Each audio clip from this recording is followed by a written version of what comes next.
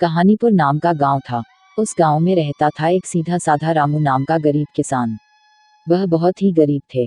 उन बेचारों को कभी कभी एक समय का खाना भी नहीं खाने को मिलता था, जबकि वह दिन भर मेहनत से काम करता था। रामू के घर उसकी पत्नी ही उसके साथ रहती थी। एक बार क्या हुआ कि हमारा रामू खेत में खेती कर रहा था। तभी अचानक उसका जो कुदाल था वह एक जोर से किसी धातु से टकराया और तेज आवाज आई। बेचारा रामू चौंक के घबरा गया। बोला, अरे ये क्या। उसने खोद कर निकाला तो वहां पत्थर का घड़ा निकला। खाली घड़ा और फूटी किस्मत। रामू सोचने लगा कि आखिर इस घड़े का मैं क्या करूंगा। उसने यह सोचकर घड़े को सेब के पेड़ के नीचे रख दिया। उसे वह रख रामू अपना खेती करने लगा। फिर दोपहर के समय वह अपना खाना लेकर सेब के पेड़ के नीचे खाने आ गया। भूखा थका रामू अचानक घड़े में देखता है तो यह क्या। घड़ा सेब से भरा था। उसने सोचा कि अरे, इस खाली घड़े में सेब कौन भर गया। खैर, ज्यादा न सोचते हुए रामू सेब निकालकर खाने लगा और फिर घड़ा रख दिया। वह अभी सेब खा ही रहा था कि तभी एक और सेब घड़े में गिर जाता, फिर से पूरा घड़ा सेब से भर जाता है।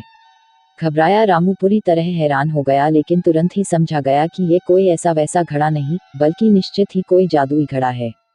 फिर कुछ विचार करके रामू घड़े को लेकर अपने घर ले जाता है। पत्नी पहुंचती है तो घर आकर रामू उसे जादुई घड़े के बारे में बताता है। पत्नी रामू पर बिल्कुल भी विश्वास नहीं करती और यह साबित करने हैं। यह सुन रामू एक चावल का टुकड़ा लेकर जादुई घड़े में डाल देता है और देखते ही देखते घड़ा चावल से भर गया था। पत्नी आश्चर्य से रामू को देखने लगी और खुश होकर रात का खाना खाया और सो गए। अगली सुबह रामू उस घड़े में कुछ सब्जियां डालता और सब्जियां निकाला बाजार में बेचने का सोचता है।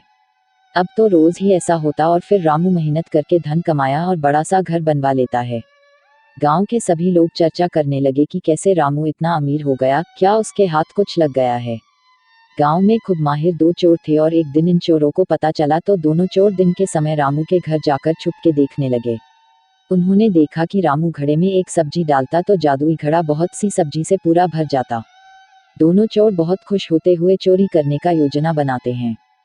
चोर योजना के अनुसार आधी रात के समय रामू के घर घुस गए और वह रखा जादुई घड़ा चोरी करके अपने घर आ गए।